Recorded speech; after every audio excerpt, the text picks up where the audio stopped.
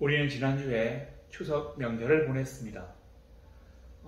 특별히 어떤 그 성도들 가운데 문제가 있다는 얘기를 제가 듣지 못했습니다.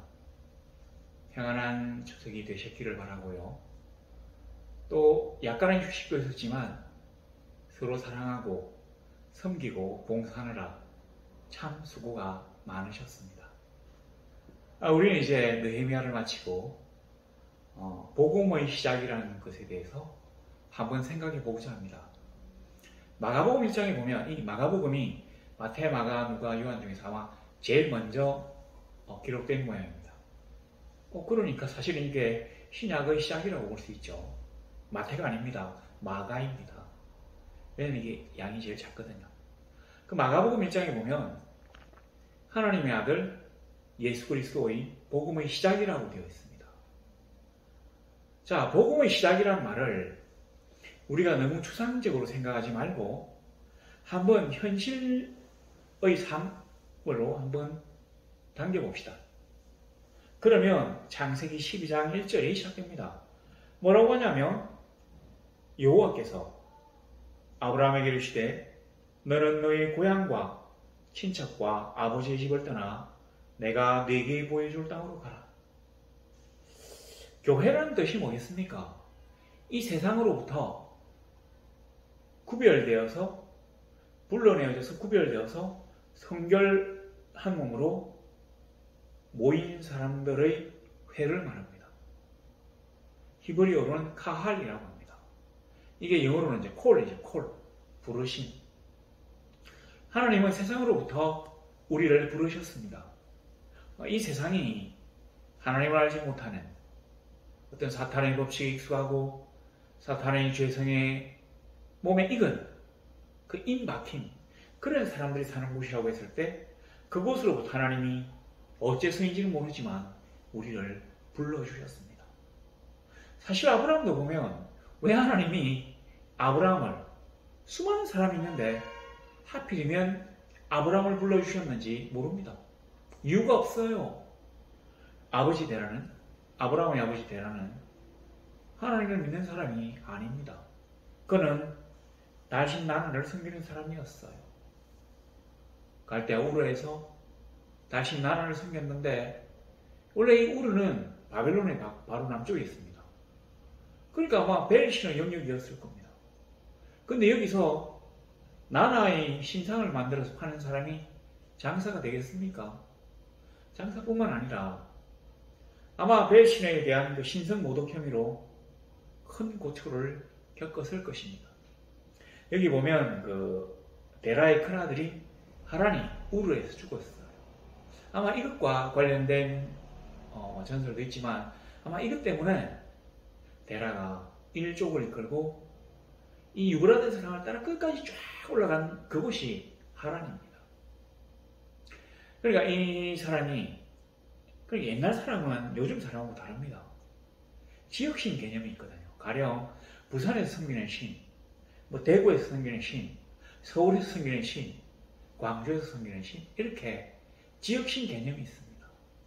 근데 이 지역신, 이 신을 섬기는 이 구성원들 가운데서 다른 신을 섬기게 되면 어떻습니까? 신성모독이라고 생각해서 이 사람들을 제거하려고 합니다. 그래야만이 신의 분노를 잠재울 수 있다. 이렇게 생각하는 것이죠. 그리고 요즘처럼 이사를 간다고 해서 쉽게 갈 수 있는 게 아닙니다.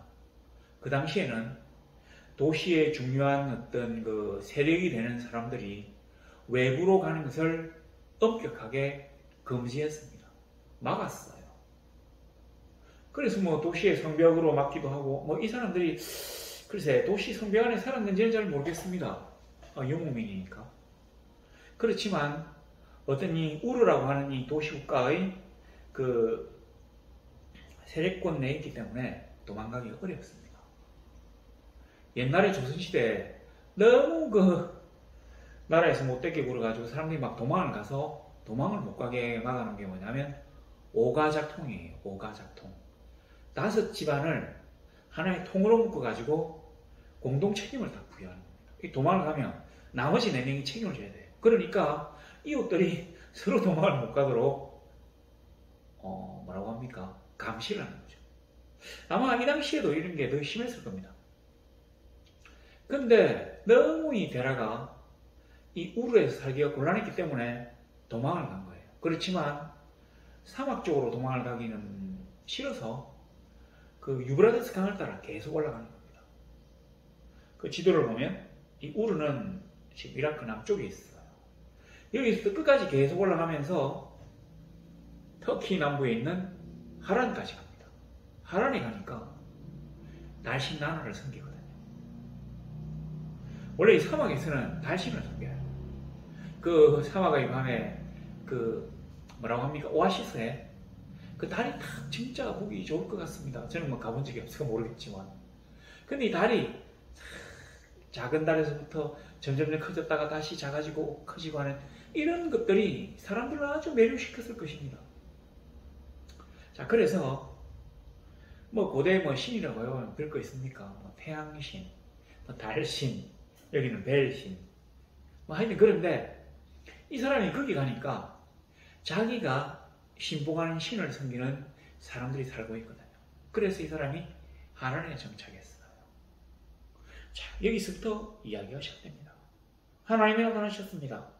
그리고는 내가 네게 보여줄 땅으로 가라고 하십니다. 그러기 위해서 먼저 고향과 친척과 아버지 집을 떠나라고 하십니다. 바로 이게 복음입니다. 바로 이게 교회입니다. 우리는 하나님과 전혀 상관없는 삶을 살던 세상 사람이었습니다. 전혀 하나님과 어떠한 연관도 없었습니다. 그러나 하나님은 웬일인지 왜 너인지 어느 날 문득 우리에게 찾아오셔서 내가 앞으로 너에게 나타날 그곳으로 가라고 나를 불러주셨습니다. 내가 하나님을 믿지 않으면 그에 대한 확신이 없다면 세상으로 나아가기가 두려울 수 있습니다. 여기는 아버지의 집이에요. 여기는 고향입니다. 여기는 내가 친척들이 함께 삽니다. 그래서 외력의 침입을 이 사람들이 막아줘요. 나의 억울한 사정을 누구보다 잘 이해해줍니다.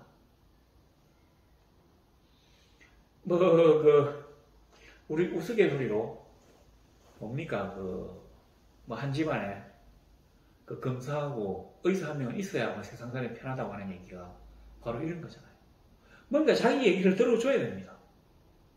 근데 사실은 이런 세상에서 뭐 요즘도 마찬가지지만 누구의 억울한 사정을 잘 들어주지가 않습니다. 자, 그렇기 때문에 고향과 친척과 아버지의 집이 그렇게 중요한 것입니다. 근데 이걸 다 버리래요. 우리 하나님이 이 세상에 가지고 있던 모든 기득권을 버리라고 하십니다. 내 소유와 너의 인맥과 배경들을 다 버리고 오로지 나만을 따르고 나와라. 너무 무섭습니다. 하나님에 대한 절대적인 확신과 신뢰가 없다면 불가능한 일입니다. 자, 그런데 여기서 사실은 내가 네게 보여줄 그 땅으로 가라. 원문에는 그 땅이라고 되어 있습니다. 그러니까 그냥 땅이 아니라 막연하고 모호한 어떤 땅이 아니라 그 땅. 나와 너가 알고 있는 그 땅. 사실 아브라함은 한 번도 본 적이 없어요. 그럼에도 하나님은 이미 아브라함을 정착시킬 땅을 생각하고 계신 겁니다. 그래서 그 땅으로 가라. 아니, 하나님 보여주셔야죠. 그래, 보여줄 테니까 먼저 떠나라. 바로 이게 믿음입니다. 보지 못하는 것들을 본 것으로 믿고 나아가는 것이죠. 사실 우리가 보고 충분히 믿을 수 있습니다. 물론 뭐 봐도 안 믿는 사람도 있겠지만, 근데 하나님은 정말 곤란하게도 보기 전에 먼저 믿으라고 하십니다. 오늘 아브라함에게 찾아오셔서 이런 얘기를 하시는 거죠. 보여줌이 아니에요. 아직 보여주지도 않았습니다. 보여줄 그 땅으로 가라. 어딘데요, 그 땅이? 보여줄게, 일단 가. 근데 아마 이 땅이, 5절에 보면, 가나안 땅으로 가려고 떠나서 마침내 가나안 땅에 들어갔더라. 이런 글이 있는 걸 보면, 아마 가나안이라고 하는 어떤 큰 덩치의 땅은 말씀하셨던 것 같습니다. 가나안이 하란에서부터 남쪽으로 가면 있거든요. 가라. 자, 그런데 그 하란은 그래도 제법 사람이 사는 곳입니다. 어느 정도 문명의 흔적이 있습니다. 왜냐하면 유브라데스라고 하는 아주 그 오래된 그 문명의 발상지인 강가에 있으니까 어느 정도 도시 형태를 유지합니다. 근데 그 하란에서 남쪽을 딱 가나안 방향을 딱 바라보면 거의 황량한 사막이에요. 광야입니다.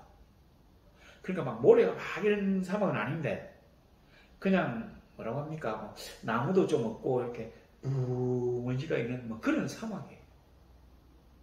광야? 황야? 근데 황량한 땅인데 가라고 하십니다. 이 강을 넘어가면 누가 자기를 지켜줍니까? 자기를 지켜줄 수 있는 군대가 없어요. 자, 그런데 이 아브라함과 롯이 함께 가게 되었습니다. 아마 그 하란의 아들이 롯인 것 같은데 그 아버지가 돌아가시고 아들, 이 조카와 자기가 이제 같이 가는 거죠. 아브라함은 이 데라의 세 아들 중에서 막내입니다. 그 아브라함이 첫째가 아니에요. 막내입니다. 하고 롯은 큰 조카예요. 그러니까 큰 집의 조카죠. 그래서 둘이 같이 손을 잡고 가는데 이 두 사람만 가는 건 물론 아닙니다. 이들이 가지고 있는 재산, 그러니까 뭐 노비, 목자들, 양떼, 가축들, 아내와 하여튼 뭐 이렇게 식구수대로 내려가는 것입니다. 자, 그런데 하나님이 우리에게 이 복음의 하나님의 길을 따라가는 이 복음의 여정에서 제일 중요하게 약속해 주셔야 될 게 뭐냐면 우리와 하나님이 만나는 것입니다. 하나님이 내가 너에게 나를 보여줄게. 내가 너에게 어떤 놀라운 일들을 약속해 주는지를 내가 나타나서 보여줄게. 그래서 보여줄 그 땅은 하나님이 나타나실 그 땅입니다. 다시 말해서 하나님이 나타나셔서 나와 만나는 그 땅이 중요한 것입니다. 그래요, 기독교는 성경을 해석하는 문서의 종교가 아닙니다. 고문자를 해석하는 것이 아니에요. 기독교는 살아있는 말씀의 현장으로 우리를 인도하는 체험의 종교입니다.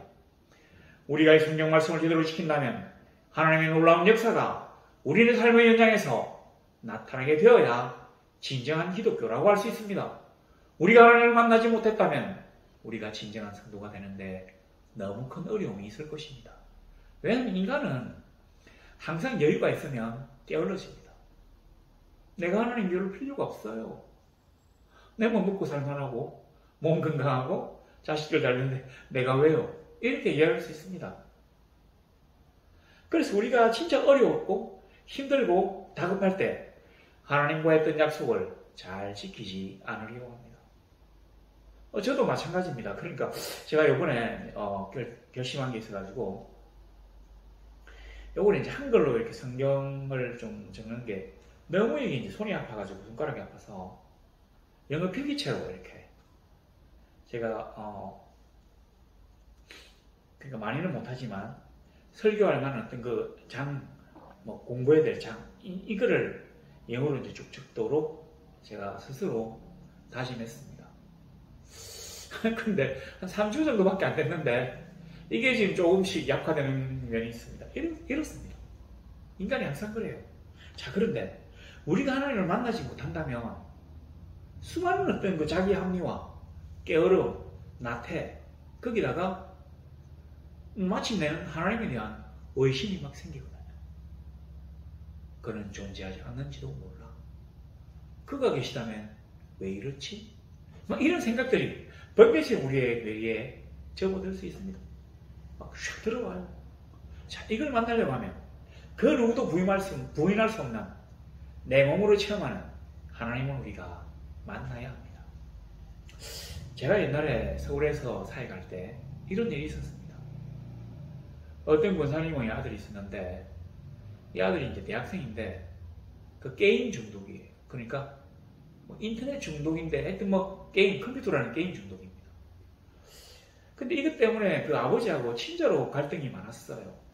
밤새도록 이 PC방에서 이걸 하고 왔다가 아빠에게 들켜가지고 막 혼이 나고 그 이제 지켜보는 엄마는 속이 상하고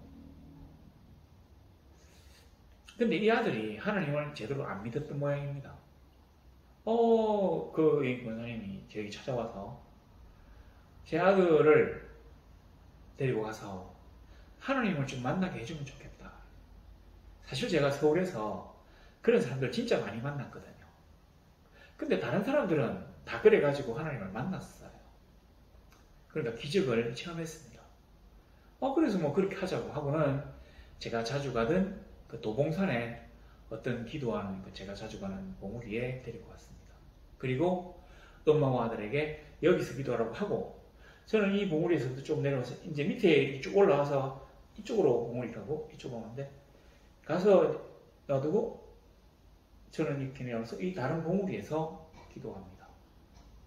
이 봉우리 사이는 한 100여 미터밖에 안 떨어졌어요. 그런데 이 중간에 이제 우창한 숲이 있고 막 약간 좀 방향이 다르기 때문에 뭐 소리도 들리지 않고 괜찮습니다. 그런데 제가 있는 봉우리 쪽이 아주 위험한 곳이에요. 약간 그 바위로 된 절벽이 있는 쪽이고 이쪽은 그 절벽이 약간 덜한 곳입니다. 그래서 제가 이제 한낮이니까 딱 기도하는 척 앉아 있다가 잠이 들었어요.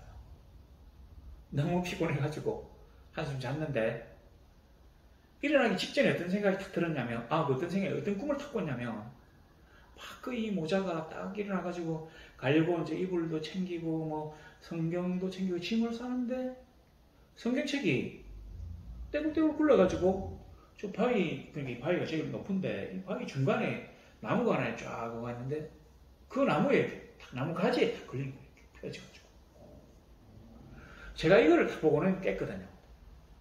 그리고 이제 시간이 돼서 이제 같이 내려가는데 가면서 얘기를 했습니다. 제가 꿈을 꿨는데 권사님하고 뭐 아무개가 이렇게 뭐 짐을 사는데 그 성경책이 굴러가지고 그 나뭇가지에 딱 걸려가지고 이렇게 딱 펴져 있더라고. 이런 일을 했습니다. 그러니까 두 사람이 쳐다보면서 웃어요. 왜냐하면 실제로 자기들이 그 짐을 사다가 성경책을 이렇게 떨어뜨렸는데 이게 휙 굴러가지고는 그냥 그 절벽 쪽으로 휙 가가지고는 바위에 스톰에서 나온 그 나뭇가지에 딱 이렇게 펴져서 걸렸대요. 근데 너무 위험해가지고 도저히 성경책을 도로 찾을 수가 없어서 회수할 수가 없어가지고 그냥 내려왔답니다. 자, 그러니까 첫 단추를 아주 잘 끼운 겁니다. 뭔가 하나님이 자기는 이제 하나님을 못 만났지만 목사님이 자기들의 꿈을 꿨으니까 그리고 그게 맞으니까 뭔가 있는 것처럼 생각이 돼서 용기를 냅니다. 그 다음에는 이 두 모자만 다시 그 산에 올라갔어요. 밤에 기도합니다. 혹시라도 이 사람들이 밤에 꿈을 꾸면 꿈속에서라도 하나님을 만날까 싶어서 했는데 제가 물었어요. 그 다음날 어떻게 됐느냐고. 실패했답니다. 근데 뭐 실패는 아니는 하나님 뭐라고 하냐면 모기가 밤에 너무 물어가지고 요즘 산에 모기가 많아요. 너무 물어가지고 잠을 잘 수가 없었답니다. 그래서 꿈도 못 꿨대요. 그래서 뭐 하나님이 나타나셨느냐 안 나타나셨는지는 알 수가 없었답니다. 그래서 제가 또 얘기를 했어요. 자, 그러면 지리산에 한번 가라. 지리산에는 너무 높아가지고 그게 추워가지고 모기가 없다. 자, 그랬는데도 그분들이 아마 지리산에는 안 갔는지 결국은 하나님을 만나지 결과적으로 못했습니다. 근데 그 어머니와 아들이 지금은 하나님을 떠난 상태입니다. 우리가 아무리 생각으로 또 뭐 실천으로 그러니까 뭐 교회를 꾸준히 오래 다니고 건강하고 해도 우리가 직접 하나님을 만나지 못한다면 우리의 신앙이 그렇게 확고하지 못할 수가 있습니다. 사실 우리가 하나님을 만났다고 해도 잘 변하는 게 인간인데 하나님을 만나지도 못했는데 그 신앙이 결코 오래가지 못합니다.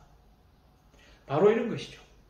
사실은 우리나라에 성경책에는 잘 없는데 저쪽 그러니까 서구에서는 이 아브라함의 어떤 그 가나안 경로에 대해서 연구를 많이 했습니다. 이 아브라함이 하란에서 강을 건너와가지고 강을 건넜다고 해서 히브리인이라고 한다고 제가 말씀드렸습니다. 해서는 길가메시라고 하는 곳에 정착합니다. 하나님은 나타나지 않으셨습니다. 내려가요. 뭐 이상한 도시 쭉 갔다가 뭐 여러 가지 하맛 어기를 거쳐가지고 계속 내려갑니다. 직진하는 게 아니라 이제 아라비아 사막 쪽으로 방향을 틀어가지고 다마스커스까지 갑니다. 근데 하나님은 결국 나타나지 않으셨습니다. 제가 그 지도를 딱 보고는 그러니까 뭐 길가메시, 하맛 어기, 다메섹 그리고 이제 저는 잘 모르는 그런 약간 그 이상한 도시인데 이런 도시들을 따라서 쭉 내려온 것이 어떤 의미를 가지느냐 하면 아브라함이 하나님을 따라서 하나님을 믿고 자기의 모든 것을 하나님에게 걸고 광야로 나왔지만 완벽하게 하나님을 의지한 것은 아니라고 하는 거죠. 왜냐하면 사실은 그때 유목민들은 다 절반은 강도들입니다. 평소에는 목축을 하다가 돈 많거나 돈 많은 여행객들 아주 고급 상품들을 갖고 있는 그 상인들이 가면 바로 공격해서 빼뜨려버립니다. 그래서 사람들은 노예로 씁니다. 죽일 수도 있고요. 그러니까 이 자비력이 형편없는 이 아브라함과 롯이 진짜로 하나님을 믿고 광야로 가기가 너무 두려운 거예요. 그래서 그 어느 정도 도시 문명권에 있는 곳으로만 움직인 겁니다.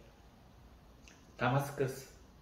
그 당시 그 아람의 가장 큰 도시 다메섹, 다마스커스. 여기에서도 하나님을 만나지 못했습니다. 내가 너에게 보여줄 그 땅이 아니었던 거죠. 어쩔 수 없이 다메섹에서 아브라함과 롯은 높은 산으로 올라가기 시작합니다. 원래 이 가나안이 단면을 자르면 이렇습니다. 여기는 지중해잖아요. 지중해. 해안길이에요. 아마 상인들이 잘 다니는 모양입니다. 그리고 여기는 산이에요.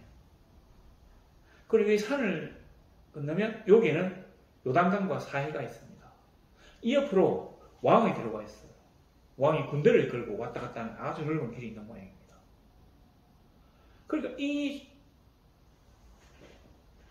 아브라함이 이 하란에서부터 길가메시로 갔다가 다메섹으로 갔다가 이제 왕이 내로 쭉 내려갈 판인데 다메섹에서 아브라함이 저 산을 바라봤다는 것이죠. 저기가 가나안이거든요. 어쩔 수 없이 하나님의 약속을 믿고 가나안으로 올라갑니다. 아마 가나안에서도 이제 제법 여러 군데를 전전할 것 같은데 바로 세겜 땅 모래 상수리나무 원에서 그는 하나님을 만났습니다. 우리가 하나님의 말씀하신 것들은 잘 압니다. 내가 이 땅을 네 자손에게 주겠다. 근데 사실은 그 땅에는 이미 주인이 있어요. 원주민들이 있습니다. 사람들이 살고 있습니다. 세력권이 있어요. 근데 떠돌이인 자기에게 하나님이 나타나셔가지고 내 이거 너 자손에게 줄게. 이렇게 말씀하신 겁니다. 그래서 보니까 7절 끝에 자기에게 나타나신 여호와께 그가 그곳에서 제단을 쌓고 그래서 거기에서 하나님을 위하여 제단을 쌓았단 말입니다. 하나님과 자신이 만난 것을 기념하여 여기에 하나님을 만났다고 선포하는 제단을 쌓았다는 거예요. 근데 이 제단을 쌓았다는 말이 단순한 말이 아닙니다. 그 당시에 제가 말씀드렸지만 어디 지역까지는 어떤 신을 섬겨야 됩니다. 근데 누가 다른 신을 섬기면 이 신에 대한 모독이 되잖아요. 그래서 주민들이 이 이교도들을 공격해서 죽여서 이 땅을 깨끗하게 하는 것을 성화라고 하잖아요. 정화시킨다고 하잖아요. 그러니까 여호와가 땅을 정화시킨 것과 마찬가지로 이교도들 입장에서도 아브라함이 공공연하게 제단을 쌓는 것을 반기지 않습니다. 요즘처럼 그 지구관에 들어가서 우리끼리 막 기획을 드리는 게 아닙니다. 여기는 야훼입니다. 야훼의 돌단을 딱 쌓아가지고 하나님의 이름을 부르며 얘기하는 것이죠. 예배하는 것이죠. 찬송하고. 그렇게 사람들이 다 합니다. 도대체 저 사람 지금 뭐 하는 거야? 자꾸 엘로힘이라고 해요. 야훼라고 얘기하고. 우리가 섬기는 신은 아닌데. 이렇게 된 것이죠. 그러니까 여기에서 아브라함이 제단을 쌓았다고 하는 말은 나는 나의 신앙을 위하여 내 목숨까지 걸겠다고 하는 각오를 다졌다고 하는 말입니다. 우리가 하나님을 완벽하게 믿지 못해서 그의 보호와 인도에 대한 확신이 없기 때문에 우리는 그래도 세상의 문명에 기댑니다. 내가 비록 과거의 그 숲으로부터는 벗어났지만 전적으로 하나님에게 뛰어들기가 두렵습니다. 왜냐하면 나는 아직까지 그를 만나지 못했거든요. 그래서 세상적인 어떤 그 제도와 성벽 그리고 돈과 권력에 의지합니다. 공권력이 부여하는 질서, 안전 이런 것에 의존합니다. 왜냐하면 하나님을 믿기가 너무 어렵기 때문이죠. 그러나 하나님은 가나안으로 가라고 하셨기 때문에 그는 어쩔 수 없이 산길을 타고 올라서 세겜 땅에 이르는 것입니다. 그가 세겜에 이르자 하나님이 비로소 그것에 나타나셨단 말입니다. 우리는 하나님을 만나면 모든 게 다 해결된다고 생각합니다. 근데 안타깝게도 아닙니다. 궁극적으로 우리가 하나님의 성도인 우리가 이 세상에서 승리하는 것은 당연한 일이지만 순간순간 우리에게도 위기와 고비가 있을 수 있습니다. 우리는 하나님의 성도입니다. 사탄이 우리를 직접적으로 공략하지 못합니다. 그러나 우리의 여건, 우리의 주변을 흔들어서 우리로 하여금 스스로 낭망하게 하고 하나님의 길에서 이탈하게 할 수 있습니다. 근데 하나님의 길에서 이탈하면 번개처럼 우리를 낚아채서 우리를 다시 옛날의 장소에 던져버리는데 이전보다 상태가 더 안 좋아질지도 모릅니다. 그러므로 우리가 일단 하나님의 길을 따르기로 했다면 죽이 되든 밥이 되든 우리는 하나님을 믿고 하나님의 길을 따라야 합니다. 좌로나 우로나 치우치지 말고 우리 앞에 제시된 하나님의 길을 가야 합니다. 자, 그런데 보세요. 8절에 보니까 베델 동쪽 산으로 옮겨 장막을 치니 서쪽은 베델이요 동쪽은 아이라. 그가 그곳에서 여호와께 제단을 쌓고 여호와 이름을 부르더니 점점 남방으로 옮겨갔다. 자, 세겜에서 제단을 쌓았습니다. 아마 여기에서는 막 그냥 소소하게 제단을 쌓은 것 같습니다. 근데 이제 거기서 자 베델과 아이 사이에 가서 비로소 그가 제단을 쌓고 여호와 이름을 불렀답니다. 앞에 그 제단을 산 이 7절에 제단을 산 거 여기에서도 당연히 하나님 이름 불렀겠지만 8절에 여기서 여호와 이름을 불렀다고 이게 명시가 됐다는 말은 아주 큰 소리로 남들이 보는 앞에서 당신은 나의 하나님이시오. 당신은 전능하신 하나님이시오. 당신은 온 천하 만물을 다스리는 이시오. 나는 당신의 자녀입니다.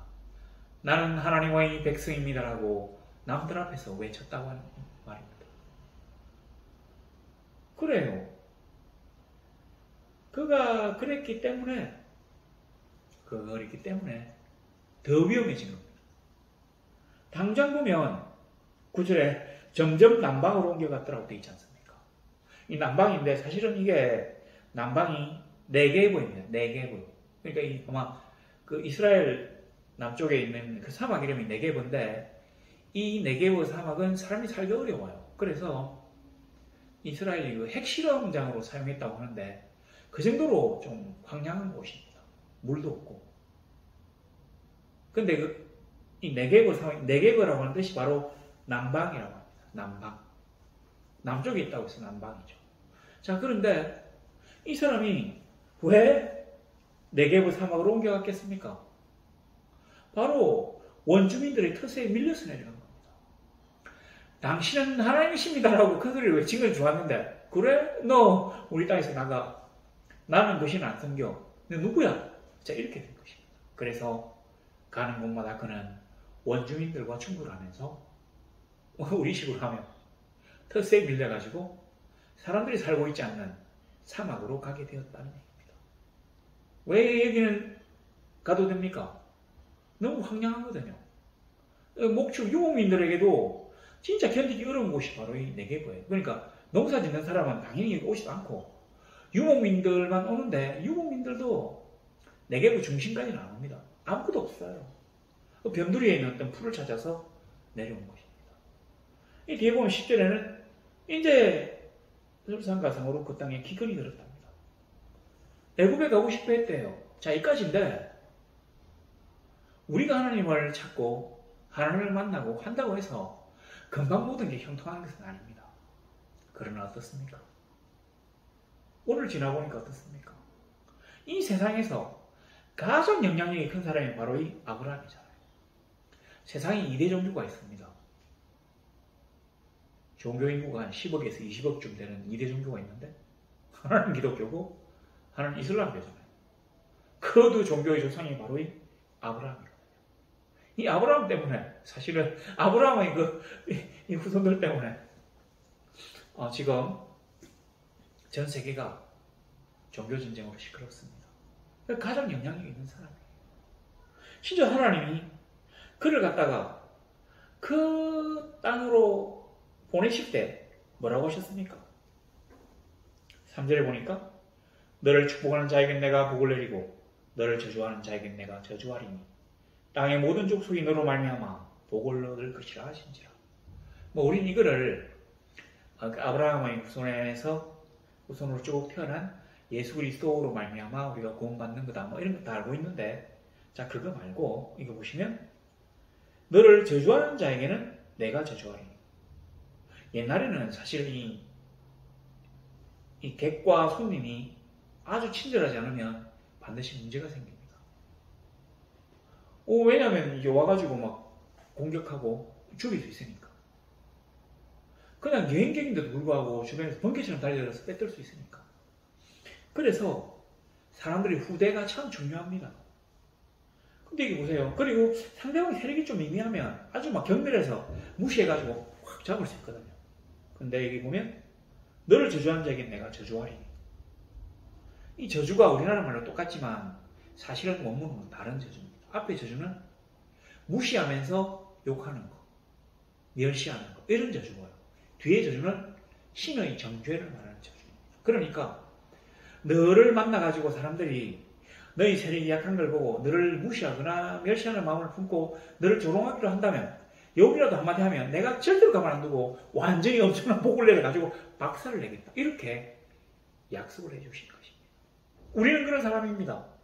우리가 이 세상에 아무런 보호와 돈과 힘과 배경이 없이 그냥 막 던져진 것 같아도 아니에요.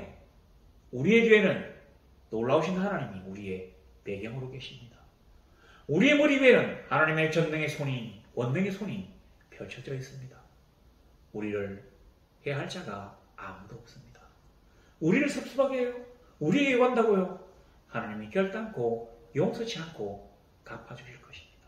믿고 전진하며 승리하는 놀라운 하나님의 성도들이 되실 것을 우리 주 예수 그리스도 이름으로 축원합니다.